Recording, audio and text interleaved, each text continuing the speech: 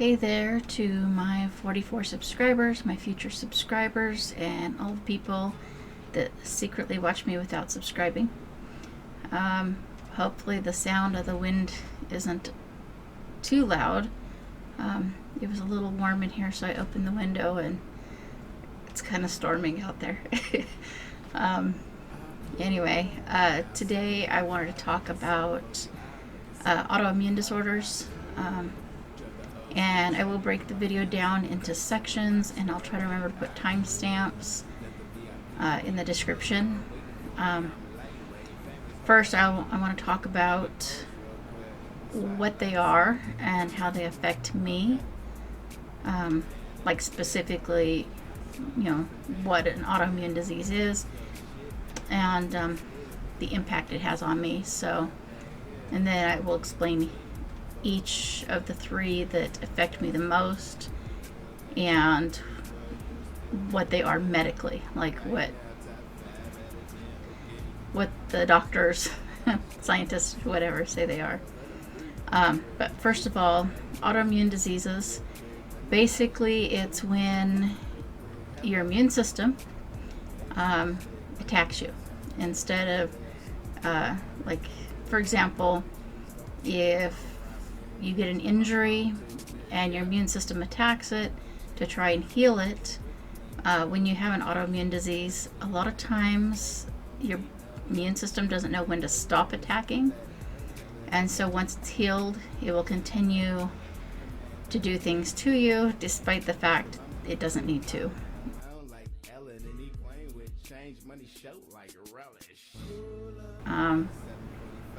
As a kid, I thought it was cool. I was immune to just about everything. And people around me got sick all the time and I didn't. And I thought it was good, which I learned is not. But anyway, I've been having symptoms for as far back as I can remember, since I was little. The memories when I was little are not as memorable. I don't remember my childhood all that much, but for example, since I was 16, like I could sit there and explain to you every single time I've had the flu, and it's not that it was bad, like 12 hours and it's gone. It's just the fact that it's so rare. And cold seems to be the only thing I catch, really, and it's they don't go away. So anyway, I wasn't diagnosed with these particular disorders until I was 40. I think I was 40. They were treating me for multiple sclerosis for 10 years. Just because it was one of those things where they didn't know it was wrong, and the process of elimination, that's what they assumed was wrong. Not saying I don't have it, just saying that it's been discovered since then that I have other things that are affecting my health quite a bit, and that's the majority of my problems are from lupus, Sjogren's, and rheumatoid arthritis. A lot of people think arthritis as a joint disease, but rheumatoid arthritis is when your immune system is the cause of it, and we'll get into that later. But first of all, so for me, the first sign that was like the obvious sign the doctor should have acknowledged, and realized that I had lupus, but for some reason they just kind of blew it off. The butterfly rash, and I don't know how many of you have heard about it, but basically, like your cheeks will turn red, and a lot of times it'll go up and across your nose, and it'll look kind of like a butterfly pattern. And that started when I was 24. And it's just one day it happened, and I had that rash on my face for years and years and years, and it still happens, but I control my stress a lot better now than I used to, because I have to. But I mean, I probably had that rash on my face for 20 years, and not once did the doctors go, oh, I know what's wrong. But that is a very good indicator of what's wrong. Now, online it talks about skin lesions and sores and stuff like that. Just for example, so I don't know if you can really see it. I have this little tiny sore here, and basically, they're mostly on my legs and my shoulders and my back, and but sometimes I get them on my arms. So sometimes I try to cover them up so people can't see them, because I don't like people asking me questions. But yeah, the rashes that are real common, sometimes they look kind of like ringworm, where they're just like these rashes that are in these circles. A lot of the times, I don't know if anybody remembers the TB test that they used to do back in the early 90s, but they had this like little circular thing that had all these little tiny needles in it, and they put it on you, you know, and so you'd have this like circle of bumps, and that's what a lot of the rashes look like that I get. And I try not to scratch them, because if I scratch them, they don't heal. And so yeah, I try to leave them alone, but I don't know about other people. I have a hard time leaving things alone when I feel something on my skin that doesn't belong there. But anyway, the joint pain that I get, so like I've noticed like my knuckles are not like the same shape they used to be. They've changed, and they'll get really painful. And a lot of times it's like one hand hurts one day, and then another hand hurts another day, and then an elbow hurts the next day, and a foot hurts the next day. And like the arthritis, it actually started in my spine from what they figured. And so like the pain, it just kind of hits randomly everywhere. I've just learned to live with it. Most of it I don't concern myself with too much, but recently I had problems with my left arm, and it wasn't actually the arm, it was the hand, but basically I could not pick anything up, and I couldn't grasp something and lift my arm. And the other day the doctor was checking me out, and I don't know, she moved something, did something, and it started getting better. It was just magic. She was doing a test. She wasn't trying to fix anything, but she was just trying to figure out what was wrong. But it's been like that for months. So for like 3 months I've not been able to pick anything up with my left hand, hardly at all. So that's fun. Chest pains. This one upset me when I realized recently that that was a symptom of lupus, because I went through the last 3 years having chest pains. They were doing tests on my heart and my lungs and all this stuff, and I had no idea that it could just be inflammation around my heart or lungs. And so I went through all these tests, which, I mean, it's a good thing to have the tests done just to make sure nothing's wrong, because also the conditions can damage your heart and lungs. But I feel better knowing that it's normal. So it hurts, but you know, I'm used to pain, so I just deal with it. Headaches. I've had a headache every day for I don't know how many weeks now. And usually I can figure out the triggers, and I can get rid of the headaches, but these ones I've not been able to get rid of. And so yeah, sometimes you can just do something like caffeine or extra sleep or You can take pain medication or something, but not this last few weeks. No, nothing. Confusion and memory loss. Okay, so something that's kind of frustrating to me. In school, I was pretty much straight A's and B's, mostly A's. School was easy for me until I hit middle school and stopped caring. Once, because basically they weren't teaching me anything and I gave up, but that's a whole different story, and I think I have that plan to talk about at some point. But anyway, my point is, I've always been good at knowing things and remembering things and stuff until recently.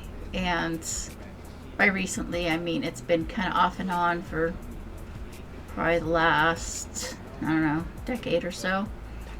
But things that I know I should know, like I can't say the words, or I'll think the word and I'll be like, that can't be the right word, that word doesn't make any sense. And so like random words just seem foreign and strange,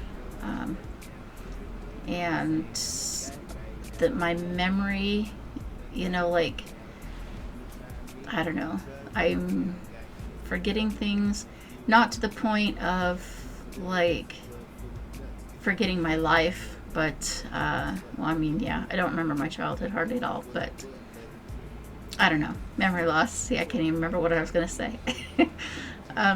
Dry eyes is really bad. It's something that's real bad with Sjogren's. I use eye drops. I'm supposed to use them several times a day. I forget. If you do have the condition, don't rub your eyes. I learned the hard way. You rub too hard, you tear it, and you don't want to do that. Dry mouth is also a big one with Sjogren's, because basically what Sjogren's does, it just makes you feel dehydrated. It makes every part of you feel dehydrated, and it dehydrates your body and your internal organs and everything else.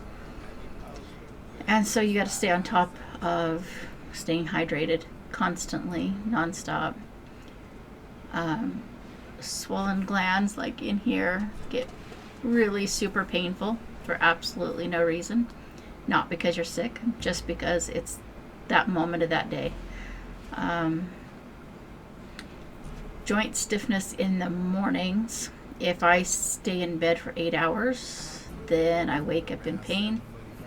So I cannot stay in bed that long.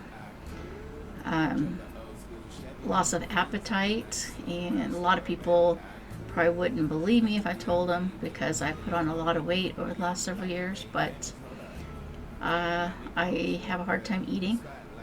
I think I'm hungry, I take a bite, I lose my appetite, so I have to force myself to eat. I've had problems with my kidneys, chronic kidney infections, kidney stones. My vision is beyond correction, so like my glasses are as strong as they can make them, so I've been told, and everything's still blurry. So if you see me in person and I'm trying to look at something on my phone, I could possibly remove my glasses and put the phone like literally right here so I can see it with my glasses off, because everything's blurry. And stress makes things more blurry. Let you get rid of the stress and it gets a little better. I've had cancer several times. I treat it myself. I'm not, I know how to get rid of it, so that's it. Don't question me. My thyroid is starting to fail, and so I'm on medication for that. The triggers: sunlight, go out in the sun for a little while, and it can make the stress of the heat on my skin. Yes, heat, sun causes stress. The main trigger is stress, and so any kind of stress. So sunlight, I go outside, and sometimes the heat can make me just instantly so tired that I can't think. the stress of viruses. Like I got sick back in November. I was sick for 4 days, and I had symptoms for 2 months. It took 2 months for me to get over being sick for 4 days.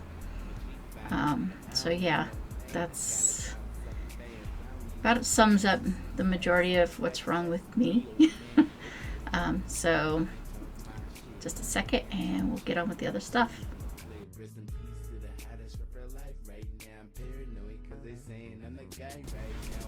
Well, I was in the middle of editing and realized I forgot a very important part of this video. How I deal and cope with these disorders, because there is no cure, so you just have to treat the symptoms.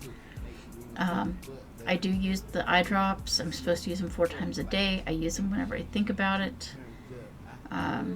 Sometimes I just sit there and suffer and forget that I have them. But I take Plaquenil. It helps quite a bit. I haven't had to deal with the dry mouth hardly as much between that and like staying on top of drinking, a lot of fluids. I also started taking magnesium and folic acid, which seems to help the headaches some, although not lately, but normally. The biggest part is dealing with stress. You can always read my first book if you want more information on how to get stress out of your life. But basically you have to decide whether something's worth stressing over. Chances are it's not. Nothing's really worth stressing over. If you can't change something, there's no point in stressing yourself out, making yourself sick over it. So do your best to eliminate stress. Avoid direct sunlight as much as possible. Avoid excessive heat as much as possible. And if you're around people that are sick, try to minimize it. Generally, the only time I catch anything is if I'm around somebody constantly that has a cold. That's basically all I ever catch.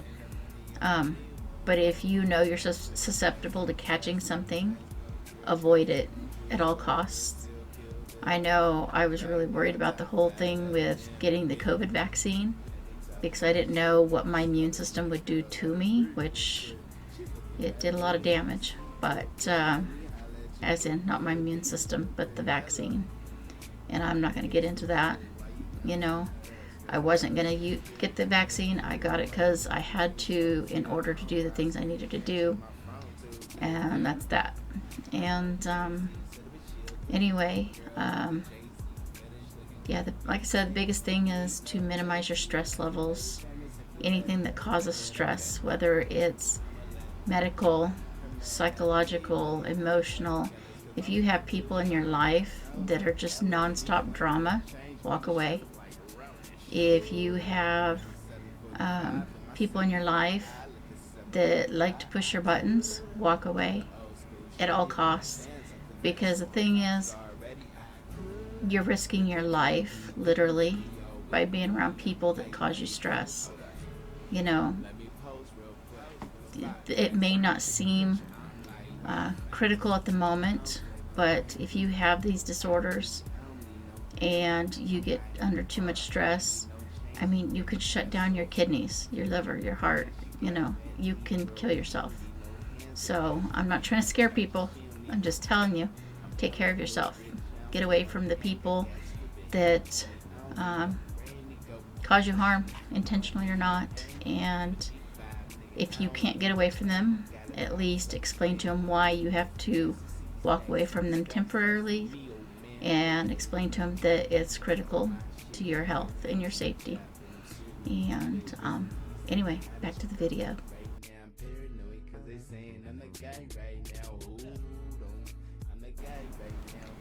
Okay, so for lupus, the common symptoms of lupus are fatigue, fever, joint pain, stiffness and swelling, butterfly-shaped rash on the face that covers the cheeks and bridge of the nose, or rashes elsewhere on the body, skin lesions that appear or worsen with sun exposure, fingers and toes that turn white or blue when exposed to cold or during stressful periods, shortness of breath, chest pains, dry eyes, headaches, confusion, and memory loss.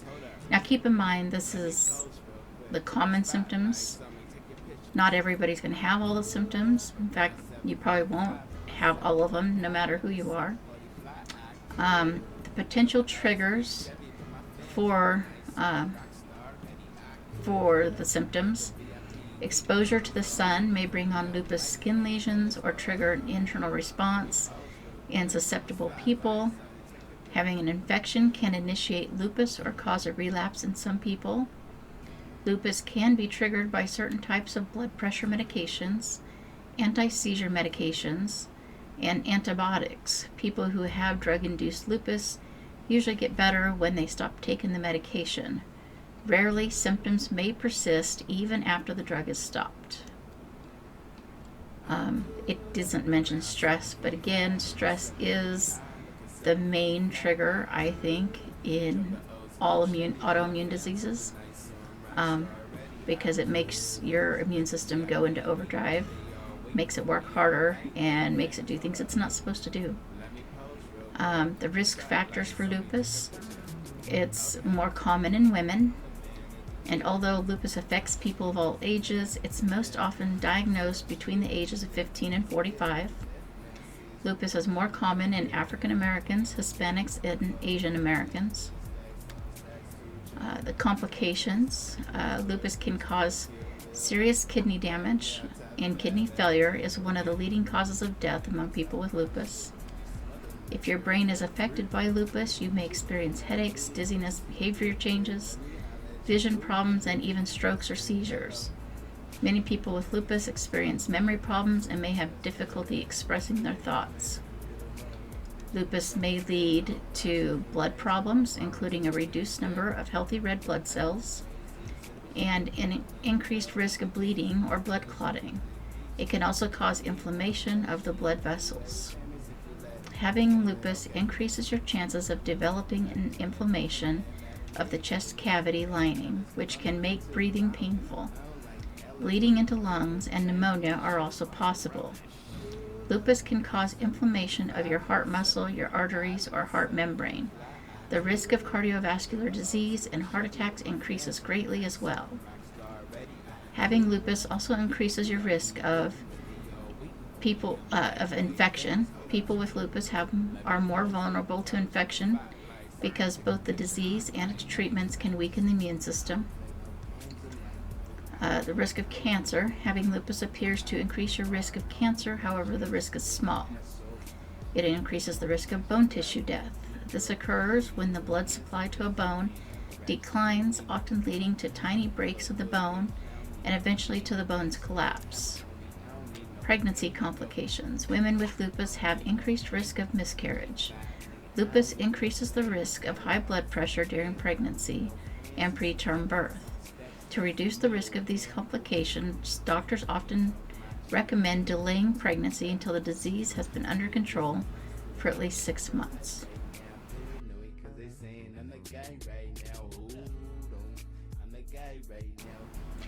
Now on to Sjogren's.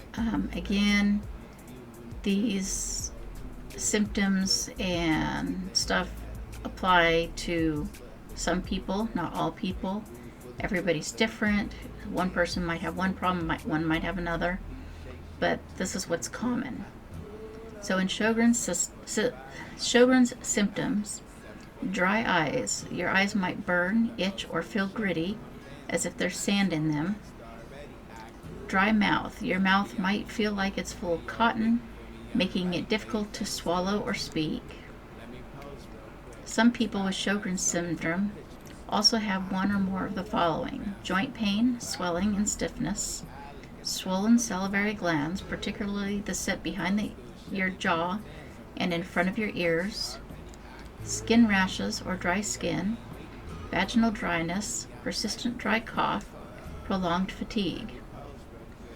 What does Sjogren syndrome actually do? Your immune system first targets the glands that make tears and saliva, but it can also damage other parts of your body, such as joints, thyroid, kidneys, liver, lungs, skin, and nerves. The risk factors. Sjogren syndrome is usually diagnosed in people older than 40. Women are much more likely to have Sjogren syndrome. It's common for people who have Sjogren syndrome to also have rheumatic disease, such as rheumatoid arthritis or lupus. Sorry, my program's duplicating things I'm trying to read. Complications. Because saliva helps protect your teeth from the bacteria that causes cavities, you're more prone to developing cavities if your mouth is dry. People with Sjogren syndrome are much more likely to develop oral thrush, a yeast infection in the mouth. Dry eyes can lead to light sensitivity, blurred vision, and corneal damage. Less common complications. Inflammation can cause pneumonia, bronchitis, or other problems in your lungs, lead to problems with kidney function, and cause hepatitis or cirrhosis in your liver. A small percentage of people with Sjogren syndrome develop cancer of the lymph nodes. You might develop numbness, tingling, and burning in your hands and feet.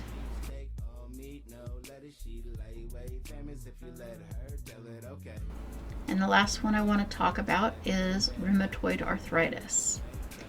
And again, the symptoms may not all apply to you, but these are what's common. Unlike the wear and tear damage of osteoarthritis, rheumatoid arthritis affects the lining of your joints, causing a painful swelling that can eventually result in bone erosion and joint deformity. You might have tender, warm, or swollen joints, joint stiffness that is usually worse in the mornings and after inactivity, fatigue, fever, and loss of appetite. About 40% of people who have rheumatoid arthritis also experience signs and symptoms that don't involve the joints. Areas that may be affected include skin, eyes, lungs, heart, kidneys, salivary glands, nerve tissue, bone marrow, and bone vessels. Or blood vessels, sorry about that. Anyway, so hopefully the video is informative and educational, and it helps you to understand what other people might be going through, as well as maybe understand what you're going through yourself. And I'm going to go and get this video edited so it can be online tomorrow. Please like, subscribe, comment. If you have any questions that I might be able to answer, feel free to ask, and I'll do my best to answer. Thank you. 745 and my 740 I looking 740 fly. I coulda drove the old school Chevy, but my fans up the night, so I'm rock star ready. I coulda let the VIP waiting, but they all waiting for me. I'm lightweight.